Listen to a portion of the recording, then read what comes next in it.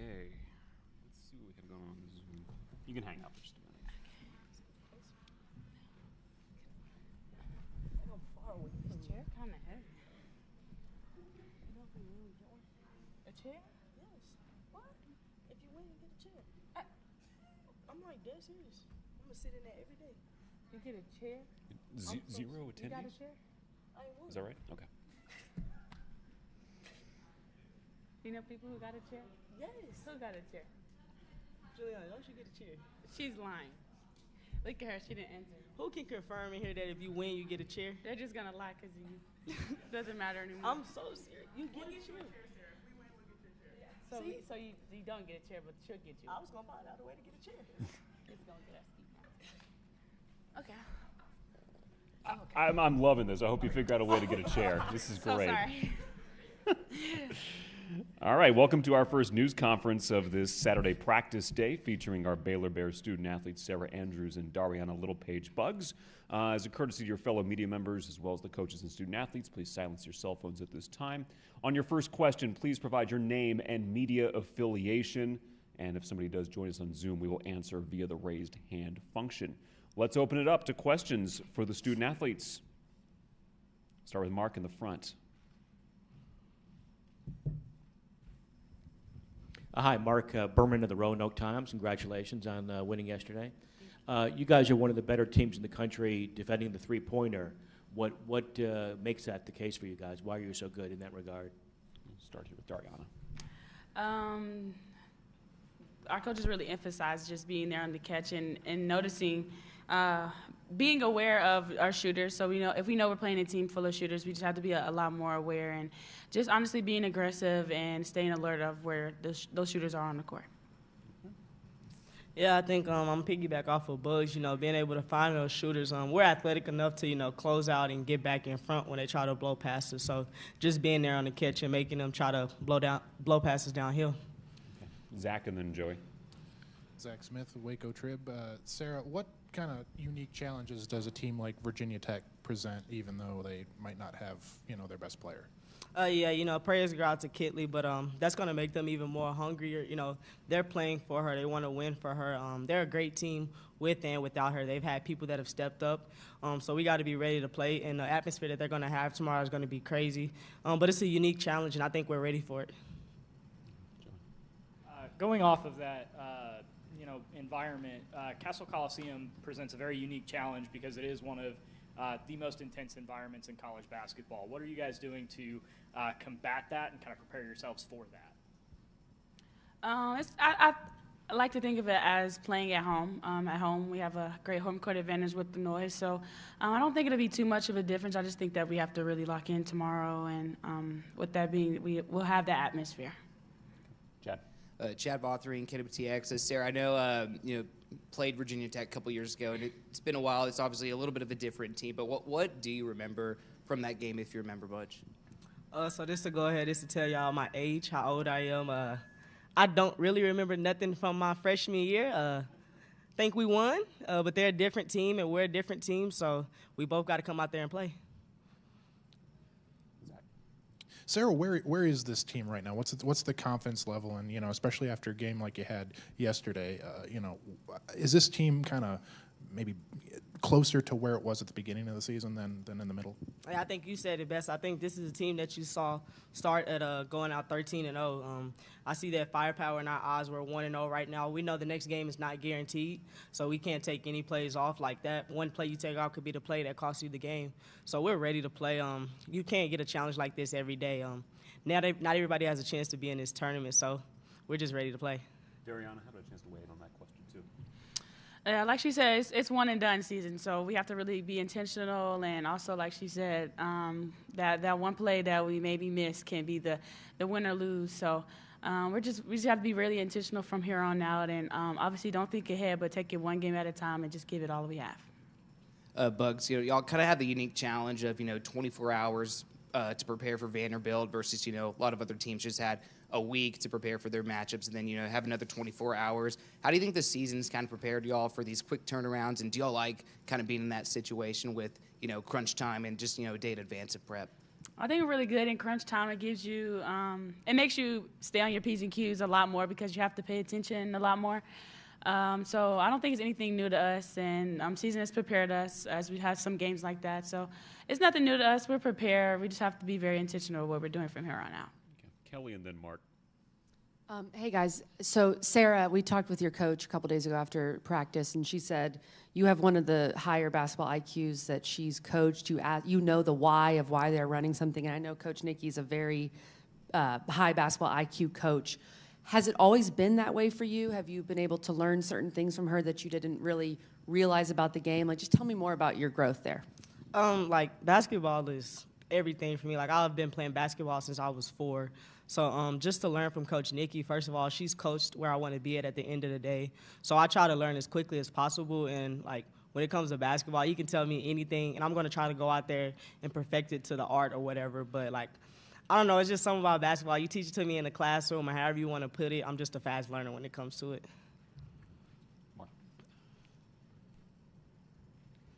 Yeah, with you guys being, I think, in the top 20 in the country when it comes to rebounding, has that kind of been a strong suit for you guys all year, and what's kind of behind that? Start with Sarah.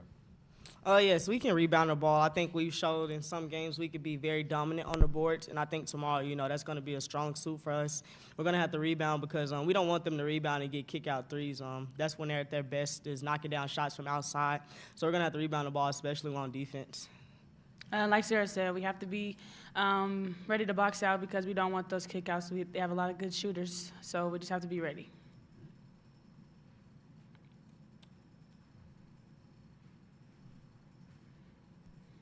Sarah, I know you've been at Baylor for a minute, but Dariana, you're a younger player from Oklahoma.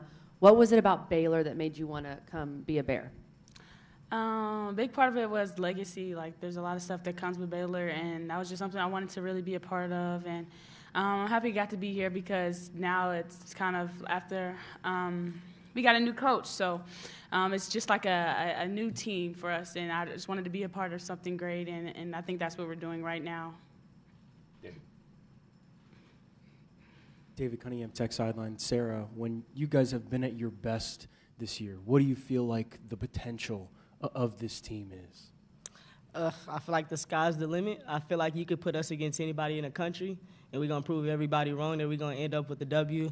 I think we're at our best when we prepare the day before, and, like, we're locked in. Like, you could tell us something, and we perfect it to the art.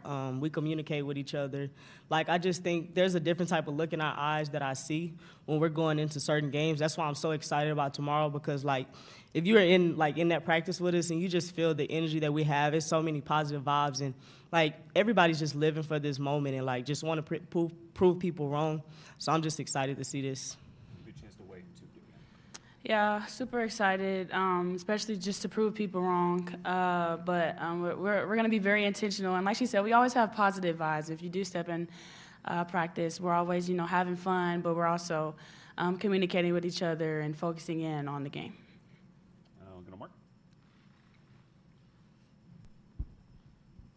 Sarah, I know you don't remember your freshman year, but you played for Kim Mulkey. You recall that, right? You stuck around, obviously, after the coaching change, and obviously the program has continued to do well. From what you've noticed, I guess, about Nikki, I guess, what's kind of helped the program kind of stay a national power even though you had the coaching change? I think, me, I've been here for 4 years. Being here my freshman year, I've been in positions. I know what it takes to win. I've cut down a net in a Big 12 championship. Just embracing having Coach Nikki. Like, Coach, I'm here with you. I stayed because I wanted to play for you, and I knew what she brought to the table. And especially, like, if you look at this team, she's put together such a great team, and it's fun playing with these girls. Like, these are my sisters, and it's an amazing team. Additional questions for our student athletes? All right. Thank you for being here. Yeah, just a quick reminder, the Baylor locker room will be open until 1:55 if you want to ask additional questions of the Baylor student athletes. Coach Nikki Collin is up next.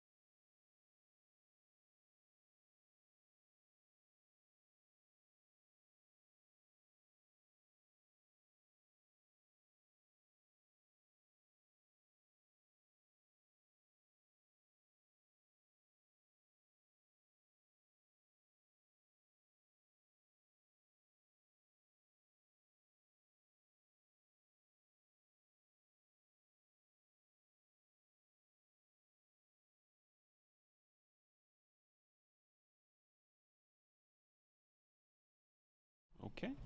Welcome. Thank you. We Promise are not to watch pleased. lacrosse while I'm speaking. What are we watching? My 16-year-old daughter's playing in a lacrosse game right now. Yeah. How's she doing? They're up 8-2. Solid. Great start. Two goals. 2 goals.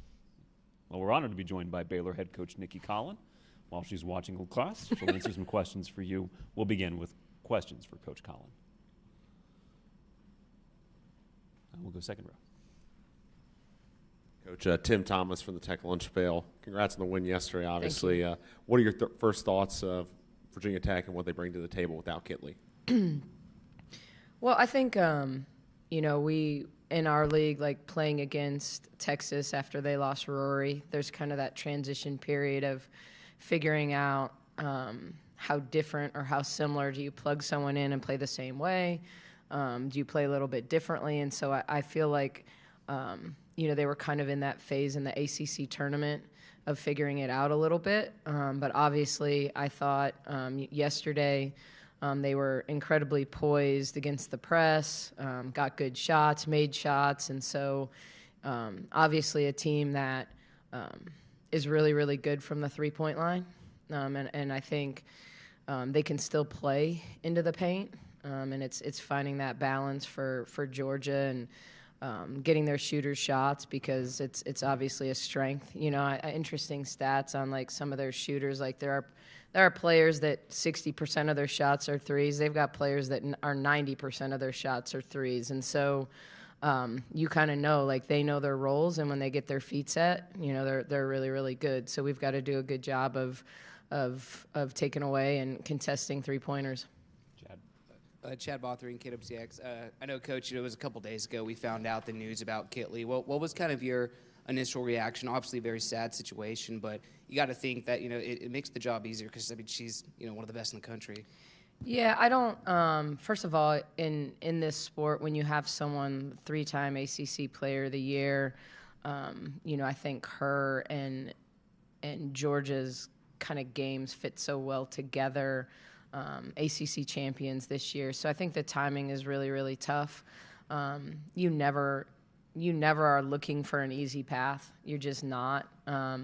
Sometimes in particular, you don't want your players to think that, hey, the task is any easier. Like, I feel like we're not just playing against 5 players tomorrow. We're playing against 10,005, because I think the energy in this building will be insane. I think the people here will take it very, very personally to help this team and really be kind of a sixth man because of, what Kitley has meant to this program. And I certainly think they were going to show up either way. But I think that's going to be a key. Like, we don't look at the task as easier. We just have to play our best basketball and stay poised and, handle their runs. And I'm probably going to have to use my timeouts, so this building doesn't get so crazy when necessary. But, I think they're a really, really good team either way and showed that yesterday. Okay, Zach, then Mark, then Jermaine. Coach, how much is Baylor kind of embracing that challenge of going up against a top team in a raucous environment in a one-and-done tournament, with all the seniors that you have? How much are you embracing kind of this moment as a team? Well, we started practice in July for our foreign trip, and certainly just like a lot of teams in this country had high aspirations and high expectations. And while we feel like we fell short of one of those in winning a conference championship, certainly advancing in the NCAA tournament was another goal priority. And, so you try to embrace these moments because, like where our game is at right now, we don't have 2 or 3 schools selling out arenas. We have 10s and 20s of schools selling out arenas. And so, if you can't get motivated to play in front of a sold-out crowd, I don't care where it is or who it's against, you really shouldn't put a Baylor uniform on anyway. So I think it's that whole idea of kind of embracing the challenge. and what it means, what it means for this program, what it means for them individually, and then, what our goals have been all season long. You mentioned defending the three earlier. Mark Berman of the Roanoke Times. You mentioned defending the three earlier. Obviously, you're one of the better teams in the country when it comes to that. What makes you guys so good in that regard? And do you feel like this, that will be kind of one of the keys to the game since Tech is so good at shooting threes? Well, I think we deny one pass away. It's not something that I'm giving up. Kenny's going to see it on film. We try to cover out. We're pretty true to our fundamentals and principles, and at the same time, we play scouts really, really hard. We know who we can help off of and who we can't.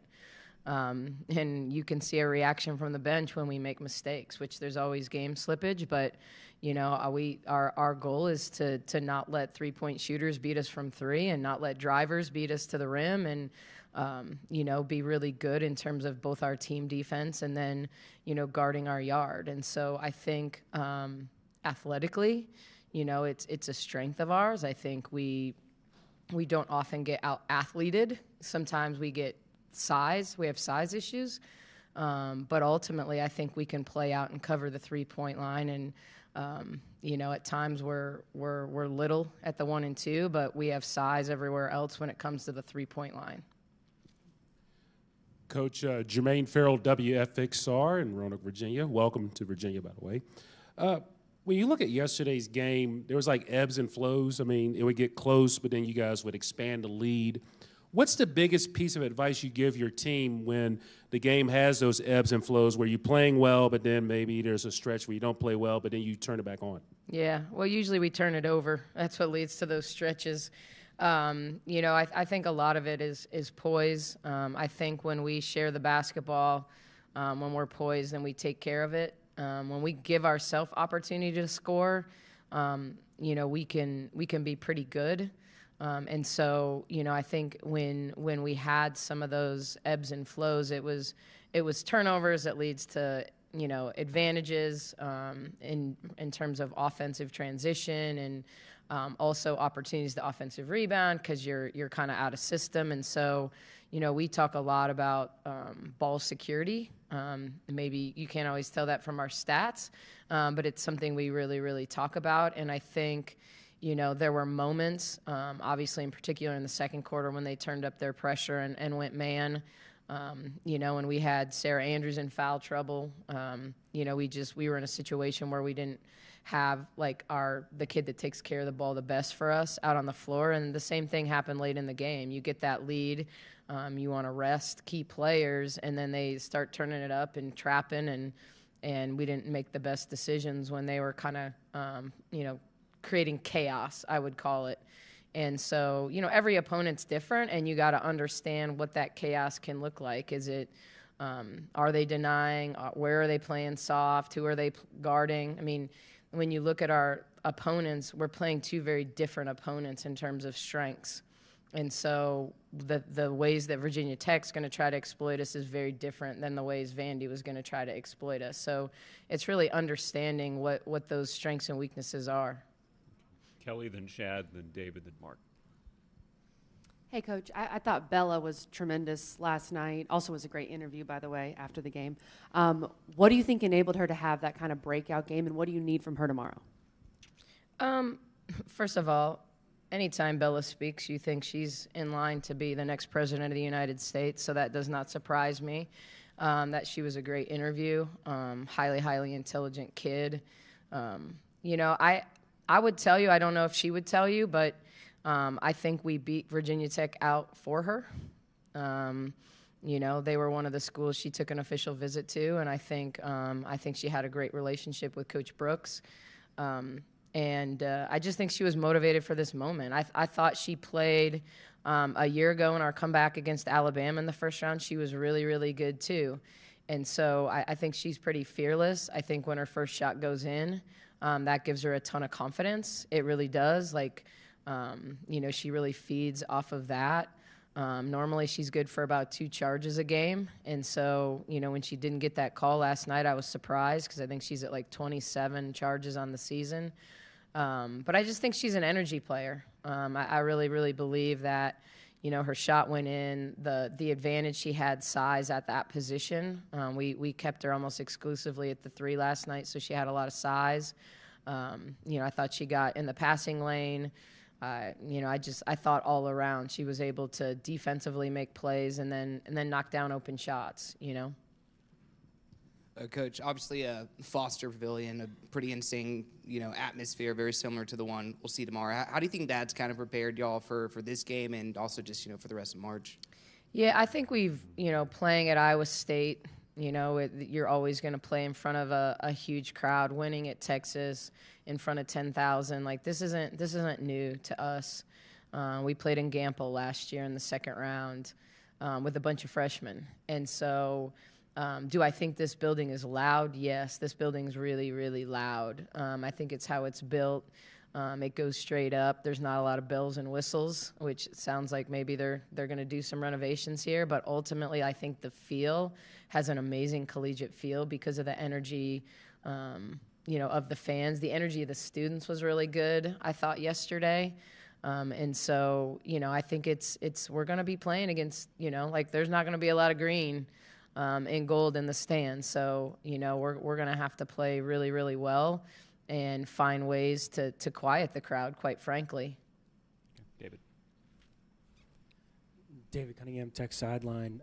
Sarah was up here a little bit ago, and obviously she's been one of the constants of this program for so long. How, for you, maybe both on and off the court, has her presence, her constant presence kind of helped you shape this into what it is right now? Yeah, I mean, constant. She's the only player. When we started this season, we didn't have anyone on our roster that had been at Baylor more than 1 year besides Sarah. And I think it's the nature of coaching changes and turnover and the portal and things like that. She was a part of a 2-player class, and her classmate followed Kim to LSU when she went there. So I think she's been able to be a little bit of a stabilizer.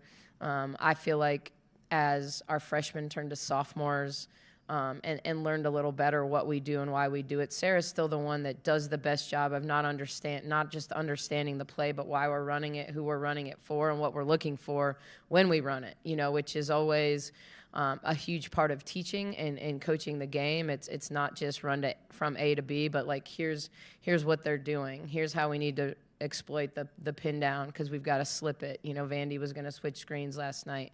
So she has a feel for that. She knows if people are locking and trailing her off a screen, that she's going to have the drop pass if she sees the post player in front of her.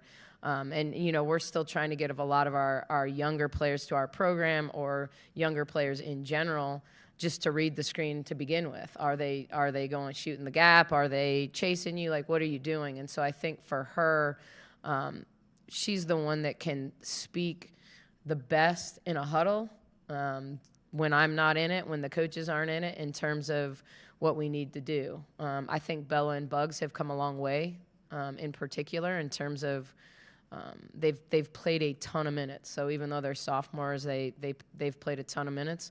But I think that's who she is. Like, she understands she's going to get her degree this spring, and has announced she's coming back. And so, and when she's just, because she's been such a talented player as well, her voice carries weight. Okay, Mark, then Tim has the last question. You mentioned the coaching change. Obviously, what's been the key for you, your approach in terms of keeping Baylor a nationally relevant program after taking over from Mulkey? Be me. I'm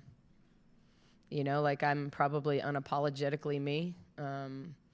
I love to talk about X's and O's. I'm like a basketball nerd. I love to teach. I always say I coach basketball because I love the game and I love people, and it's the way to combine the two. And so, I'm not trying to be anybody but who I am, and our style isn't the same as Coach Mulkey's was. We still want to recruit great players. I think coaching in the pros, I'm not saying, I think a lot of coaches have a lot of different advantages in the recruiting game, but a lot of the top players want to be pros. And To me, it's like I know what a pro looks like. I know what it takes to not just get to the pros, but stay in the pros. And so I think that's a little bit of who we are. But at the same time, like, not everyone that comes to Baylor is going to be a pro, and so, but you're going to learn the game. You're going to grow in the game. You're going to get a great education. We're going to really focus on that piece of it too. In this world that we're in now of NIL and everything else, we don't want to lose the student part of student athlete. And so we're not afraid to talk about it. We're not afraid to be unapologetically ourselves in terms of our faith at Baylor. And so, it's just this kind of really cool marriage of the spiritual component, the basketball component, the athlete component. Tim, last question. Coach, obviously you guys had a quick turnaround in terms of finding out who your first-round opponent would be with Vanderbilt. I know there was probably some scouting. You could have done of both teams ahead of time, but does that help when you have another quick turnaround like this, that your players and you already had to go through this once and you as a staff already had to try to have a short timeline to kind of say, all right, this is who we're facing, this is what we're going to do? Yeah, and I think it helps. I mean, you're coming off your conference tournament when you're already doing that. I mean, but I also think the beauty of being in these situations is, in particular, playing here and playing against Virginia Tech and our players having seen them play in the Final Four last year and having those aspirations. Like, we don't have to sell them on how good this opponent is. They don't need motivation. We don't have to sell them a line, to get them to be motivated to play in this environment, to play this team. And so, I think they had a lot of respect for Vanderbilt, and will have a ton of respect for Virginia Tech, and not just what they did last year, but what they've done this year. And so, I think it's, we have pride in who Baylor is, but also in our league. And, it's another opportunity to play, a really, really talented Power 5 team out of the ACC. So I think that's the biggest thing. Like, we have their ear, because for us to get where we want to go and where they want to go, we have to be really dialed into scout and report and getting stuff done in a short period of time. How's the game going, by the way? It's turned down. Yeah. But it's 9-2. 9-2, So they've okay. scored once since we started. Well, I wish you all the best. All right, thank you. Thanks, Coach, for being here. Virginia Tech News Conference will be up at 2:15 with the student athletes, followed by head coach Kenny Brooks.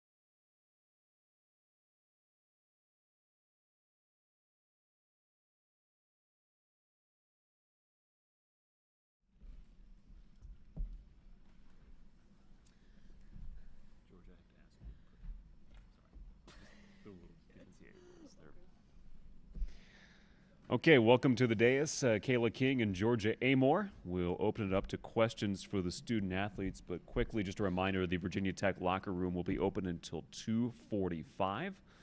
Let's begin with questions for the Virginia Tech student athletes, and we'll start with Mark. Hi. Baylor, one of the top 10 teams in the country, I believe, in defending the three-pointer. As three-point shooters, does that kind of make you kind of eager to rise to that challenge, or are you so confident in your team's three-point abilities that it doesn't matter who you're going up against? Let's start with Georgia, then Kayla. I mean, if that's their focus and that's what they want to put all their focus on, I mean, I like to drive. I think, if we settle for threes, then potentially that could be an issue. We have to stay confident and know that we can knock down the three, but also we have to explore the lanes, get downhill. I think we showed that, in yesterday's game, a bit more well-balanced all around. When we had threes, we took it, but I felt we did a good job at getting downhill. So, you giveth and you taketh, and we have to be smart and mature with our decision-making. Georgia said it well. Just knowing, we have an inside presence. We have Clara Strack, and we have Rose, and Carly got downhill yesterday. Georgia is good at getting downhill, so I think when we have an all-around game, that's when we're at our best. Tim, and then Kelly. Kayla, obviously, tomorrow will be the last time you play at Cassell Coliseum in your collegiate career. What are kind of the emotions going into that, and how do you hope that Tech fans will remember your career?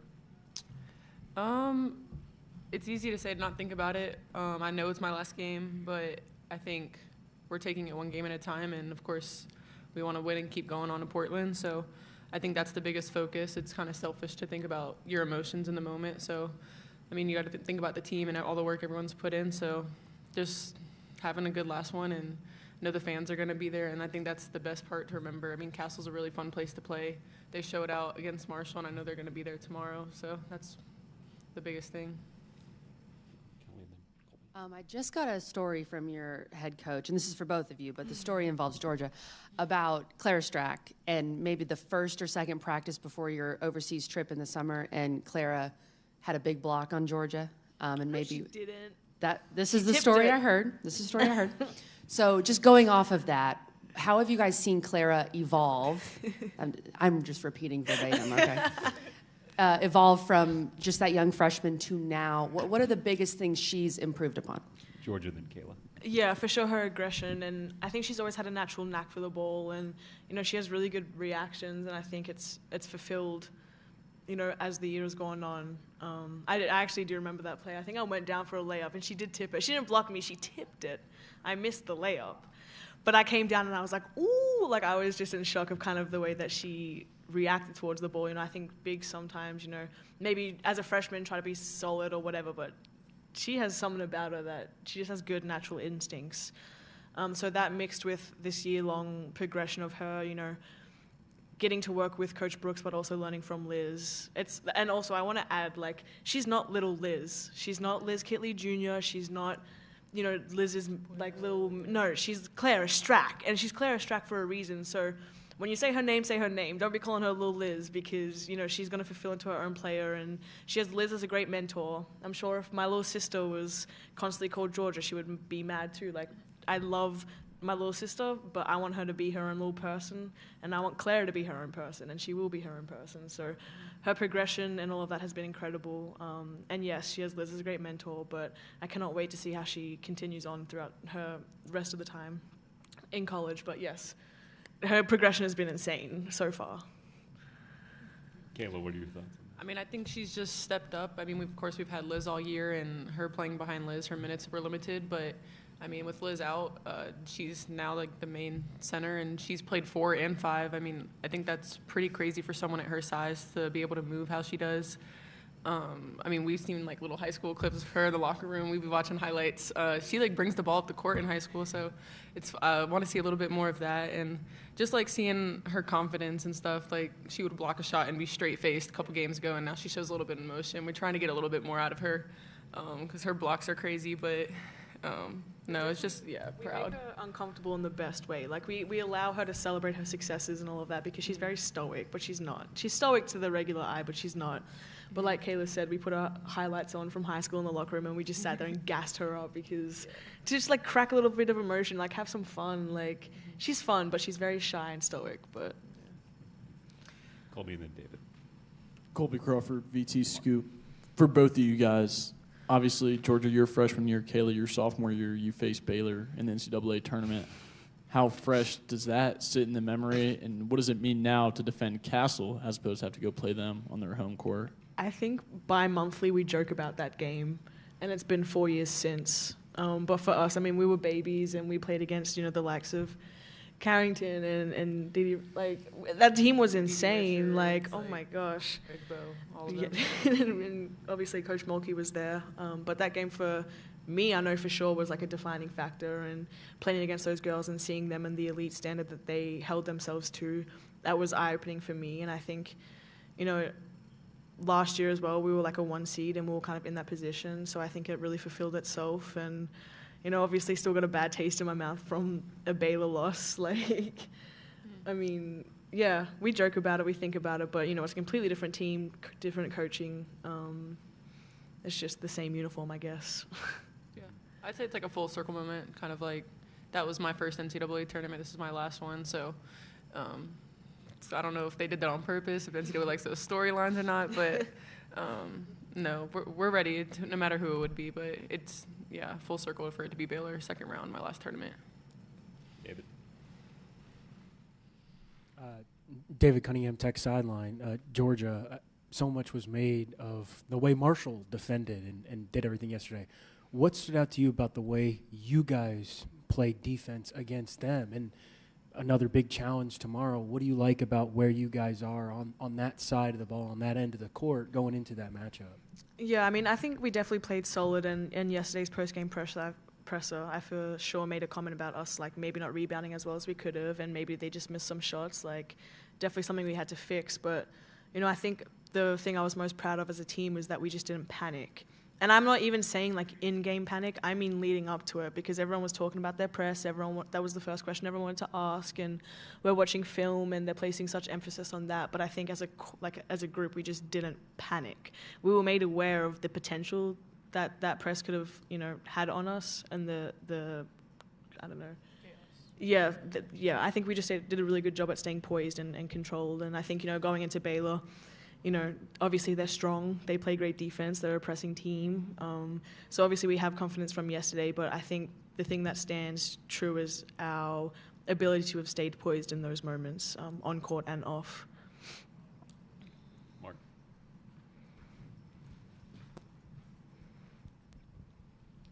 Both you guys and Baylor are a good rebounding team, so I was kind of curious, since Liz went down, I guess, what's kind of been the mindset about how to, keep this team a good rebounding team, even, without your leading rebounder, because obviously that's still worked out. I mean, during the year, our whole focus, we did the math, and I think we were 0-2 when we didn't out-rebound someone, and we were 11-0? 11-0, yeah. When we out-rebounded the team. So we've known this the whole year. Like, we know that rebounding is a key factor, and whoever wins the rebound battles are going to win the game. But even during the ACC tournament, like, there was an emphasis. We went into Miami, and we were like, whoever wins this rebounding match is going to win the game. And then, we lost the rebound count against UVA, and we lost the rebound count against Notre Dame away. So there's no secret that it's a massive part of our game and our success. But, Baylor is a really good rebounding team. They're really desperate for the ball, and credit to them. But we're just going to have to do a good job tomorrow at boxing out and finishing possessions. Shots go up, we can't relax. They're not just going to give it to us. But we just have to crash. We have to put our bodies on the line and play the full 30 seconds. Joey with Legacy Maker Sports. So I guess for starters, Baylor's coach mentioned about how they're not just playing against 5 players. They're playing against 10,005 players because of how much Cassell is going to affect and play a part into this. How does it feel knowing that you guys have such a home court advantage, that it's essentially well known around the league that, you're not just playing 5 people, you're playing, 5 people plus a whole home court advantage? I mean, I think that was a big reason why we wanted to host this year. We know our fans show out, and we know Castle's a tough place to play in. I think if you ask a lot of ACC teams, that they'll agree that Castle's one of the loudest places and most packed places to play at. But we take pride in that. Like, our fans, we love seeing them come out. We love the support, so we just enjoy putting on a show for them. And I think the fact that we can host again this year is just something we're not taking for granted, and we're going to give them a game for sure. Let's go back to Tim. This is for either of you guys. Obviously, Clara and Carly and Karis, they seem more than comfortable on the stage for their just NCAA tournament debut period. How much does their performances yesterday kind of help, kind of build up their confidence further that, all right, this stage is not too big for them. They're more than ready for this moment. Stay with Kayla on this. I think I mentioned earlier in the other presser, that they've had a couple big games this year to get under their belt. It's helped that we've had sold-out games here in Cassell, so that wasn't their first time playing in, like, a huge crowd like that, especially being at home. Like, it's comfort. We've been practicing in Cassell. We've gotten plenty of shots up in Cassell. But for them to have a game like they did yesterday, I think is really beneficial for us to keep going on in the tournament. They saw the ball go in the hoop. I think everybody got their hands on the ball. Clara had a phenomenal game. Carly had a really good game all around. So it's just for them to have a good first tournament game as a freshman is really big, and we need them going in the tournament. So retweet. Additional questions? Well, Mark, we'll finish this off. I don't. Have you guys had a film session yet to see Baylor? I guess does anything jump out at you on film that kind of, because obviously this isn't a 13 seed. They're a 5 seed and they're an AP top 25 team just like you. Beat Utah and Texas. Anything jump out at you on a film that kind of go, oh, okay, yeah, I could see why they're maybe on the same level as you guys. Stay with Georgia here. I mean, yeah, they're a great team, and you want to look at their stats. They're very equal scoring. Yeah. They all present opportunities, and as I said, like, rebounding is a massive thing for them. Defense is a massive thing for them, but they're a very, very well coached and well-rounded team. So I mean, it's a testament to them for sure. It'll be a great matchup, and I'm excited to play them because they are good. It's going to be a good challenge, and I've watched some of their games here and there throughout the year. Just as a casual fan, not because I was scouting them. I had no idea this was going to happen, but enjoyed watching them play. Their point guard play is really good. Obviously, I think we played against Jada Walker last year in Kentucky in Bahamas when she played for Kentucky, and as I said, just well coached, well rounded, equal scoring. Kayla, you have the last word. No, I mean, same what Georgia said. Any given night, anyone can be a leading scorer for them. So I think that just makes sure we have to lock in on every person. Everybody has to know everybody. Can be switched off, but just focusing on ourselves and making sure we control the tempo and play at our pace, I think is just going to be the biggest thing for us. Okay, Kayla and Georgia, thank you for your time. Just a reminder, the Virginia Tech locker room is open until 2:45. Sorry to make it 2:45 on the Tech locker room. Head coach Kenny Brooks is up next.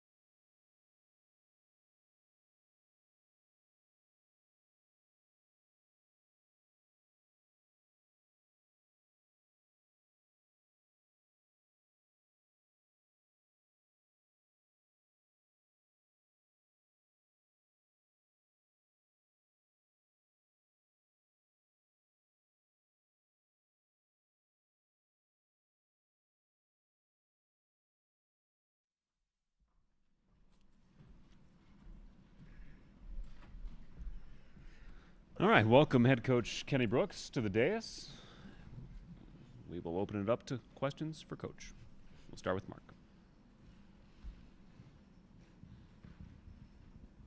Mark. Kenny, they're obviously one of the better teams in the country defending the three-pointer. What do you kind of see on film to kind of explain why they're good at that, and how big might that be a factor tomorrow? They really guard the perimeter very well, and not just a three-pointer, but they put pressure on you. And I think it kind of, if you allow it, it will affect your rhythm of your offense. And so they do a really good job. Obviously, Andrews, strong guard, Walker, quick guard. And then they have kids who are long and athletic. So they do a really good job. And I don't know for sure, but it's probably their philosophy to make sure they can test three. So they do a really good job with that. But I think it all starts with the pressure that they put on you and on the perimeter to try to really throw you off rhythm. Kelly in the back.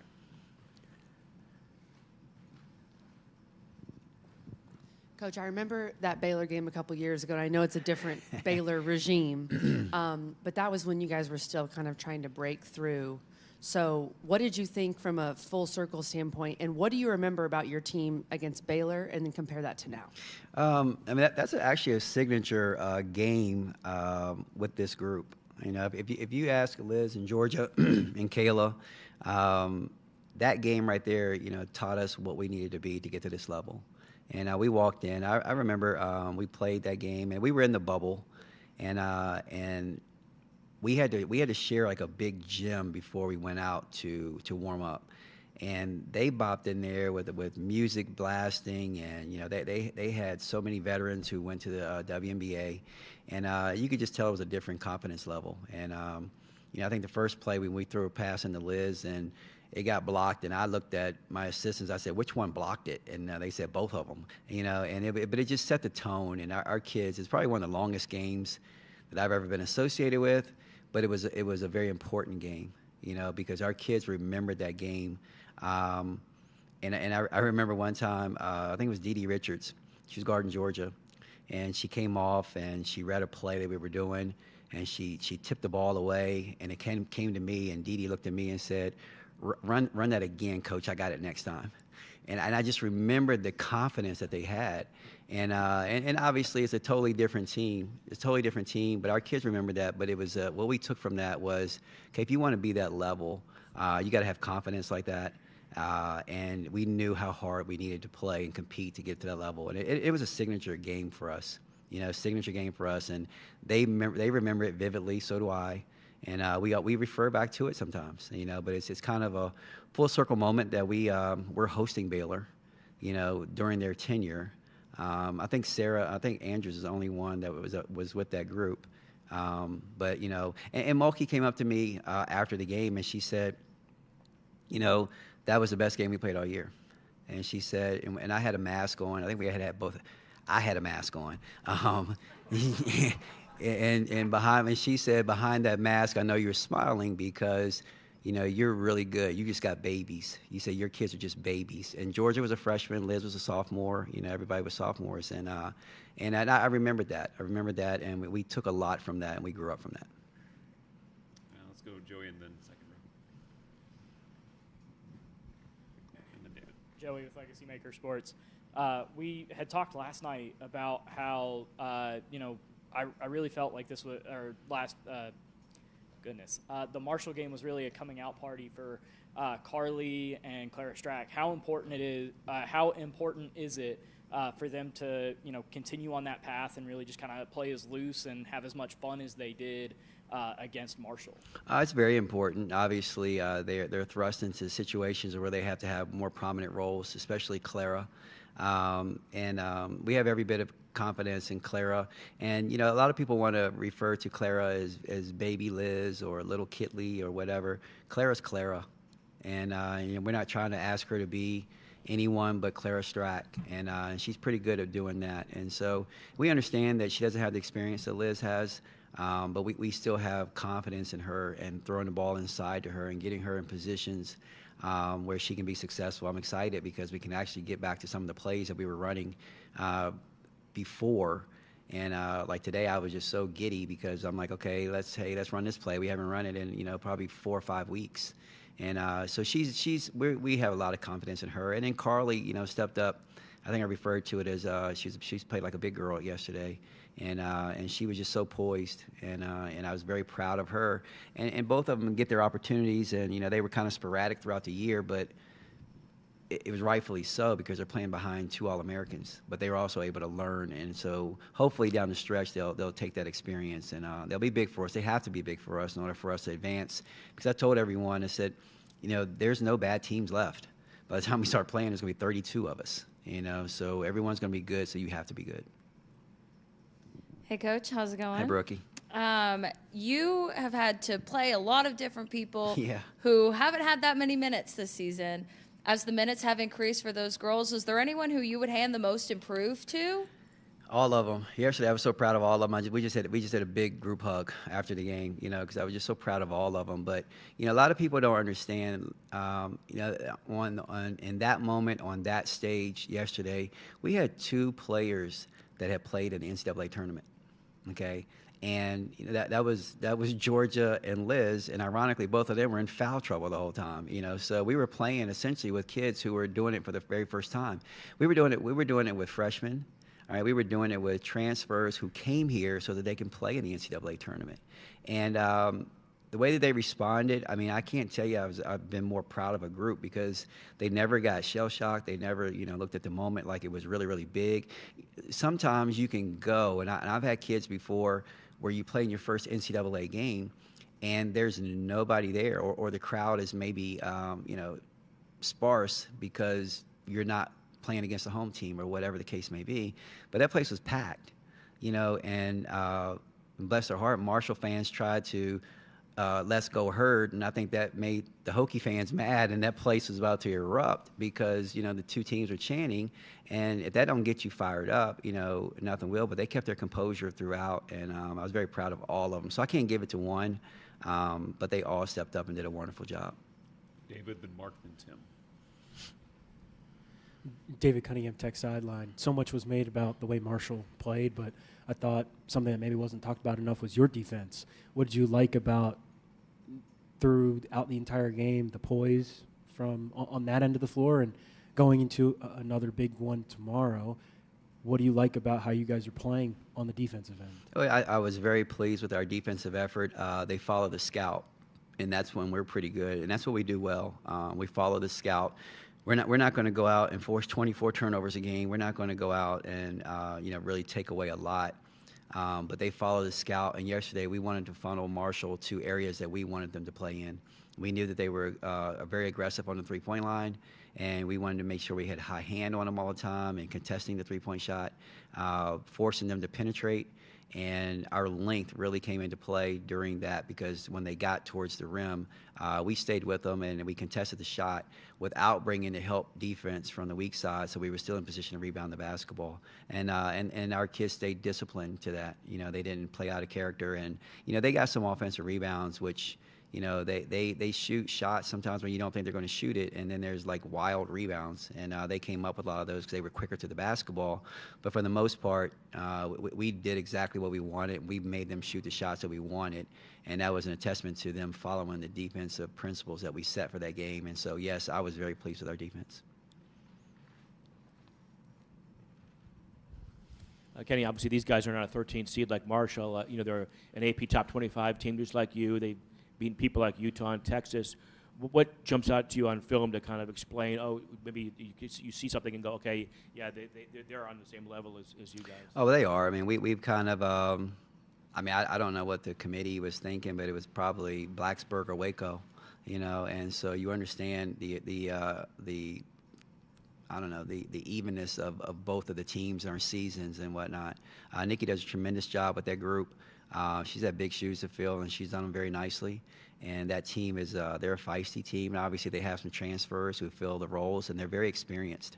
They're experienced where they need to be in the guard spots. Those kids, Andrews, is a fifth-year senior. Walker is battle-tested. She's played in the SEC and out in the in the Big 12, and then they have kids coming off the bench, that are really good. And so they're poised. They understand it. They're strong. They're physical, and it's going to be a battle. And these are instances where you wish you had a 6'6" All-American available. Because I think that would have really given us an advantage in certain areas, but we don't. And we're not. The expectation is no different. And we're going to go out there and we feel like that we put our game plan into use and we execute it, then we give ourselves a tremendous chance to win. Kenny, obviously, Kayla King will play at Cassell Coliseum for the final time in her career on tomorrow. How would you define her legacy of her 5 years at Blacksburg? Underrated. She's been my security blanket, for the last 3 or 4 years. And she proves that your importance shouldn't be, judged by how many points you score, how many rebounds you get. That kid is very, very important, not only for culture building, just dependability, and she's just the ultimate student athlete. And she's done so much for this program. It's remarkable because I don't know if people would have said, okay, coming out of high school, Kayla King is going to be a main cog to take a program to the top of the ACC. And we believed in her. She believed in us. And, she's not always perfect, but she's that player on the floor. She's extremely smart, intelligent. She can be another coach on the floor. And she's just morphed into something that a lot of people didn't expect, but we knew she could be. And it's been very valuable to us. And so, when you talk about, their legacy, you're going to talk about Elizabeth Kitley, and I'm sure her jersey's going to be hanging in the rafters one day.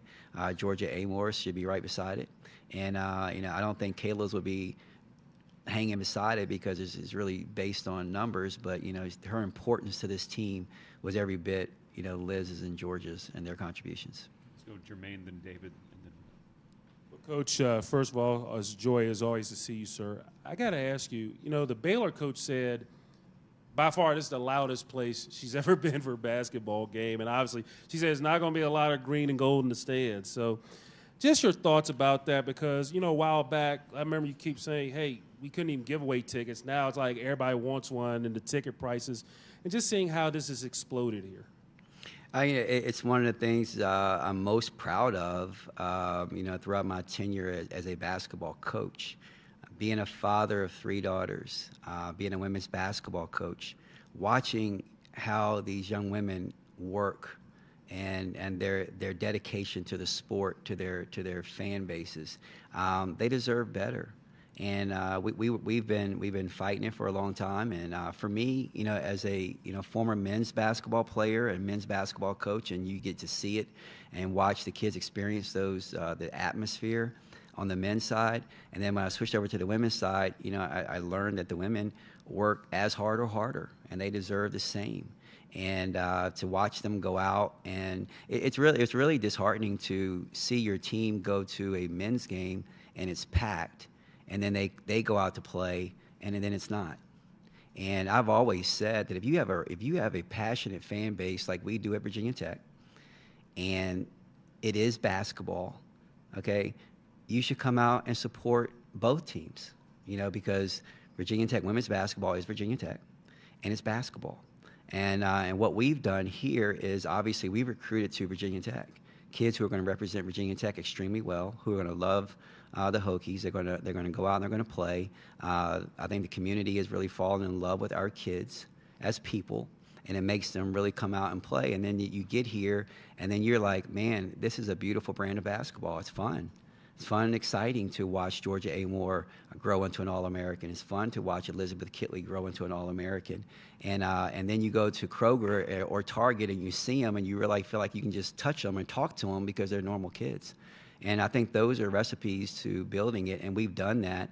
And then you get the backing from the places that you need to get the backing from, and this is what it can be. And that's what it has become. And it's a lot of cool moments because I've coached, I've played, and I played here in Cassell, and they were booing me every time I touched the ball, and I didn't know why. But the place was loud, and now to be on the other side of it, it just makes you feel good because my young ladies, they work hard. They work so hard, and they deserve this. And now they're being able to, just be in it, it's something that they'll always remember, and it just makes you proud. David's got the last question. A little bit of a different question. Katie Meyer announced her retirement a couple of days ago. She was the longest tenured head coach in the ACC. Don't tell me. No, I'm not. No, okay, go ahead. No, it's Jeff. It's Jeff. Yeah. Okay. As somebody who came into this league in 2016, and I know you and it seems like you and Katie have had a really great relationship. What has she meant to you and meant to the ACC? You know, Katie is. We're going to miss Katie. The women's basketball world is going to miss Katie. The ACC is going to miss Katie. She wasn't only a tremendous coach. She was a tremendous person, but she was a tremendous advocate for women's basketball. Just sitting in meetings with her and the ideas that she has, the passion that she shows, I learned so much. I learned so much from her. And competing against her was a joy because we would compete against each other and we would try to beat each other up. And then as soon as the game is over with, you know, the most genuine conversations I could have with her. She was one of the very first coaches that genuinely welcomed me into this league. And I appreciated it, and I appreciated it still. And, you know, we were actually in Greece, me and my wife. They were there, her and her wife. And, you know, we got to sit down and talk. And, you know, just every time I see her wife, she gives me a big hug. And she sees my wife, she gives her a big hug. So it's like she's more than just a coach. And when I say this league is going to miss her and women's basketball is going to miss her, I haven't talked to her yet. But I'm sure, I hope she's happy. And obviously she made this decision for herself, but she was very, very special to us. Well said. All right, Coach Brooks, thank you for your time. Best of luck thank you, tomorrow. guys. That concludes our second round news conferences. Just a reminder, Hammond Communications will post a recording of this press conference and all press conferences throughout the NCAA Women's Basketball Championship at NCAA Digital Media Hub, ncaa.veritone.com. Transcripts will be posted shortly. Thank you for joining us here in Blacksburg.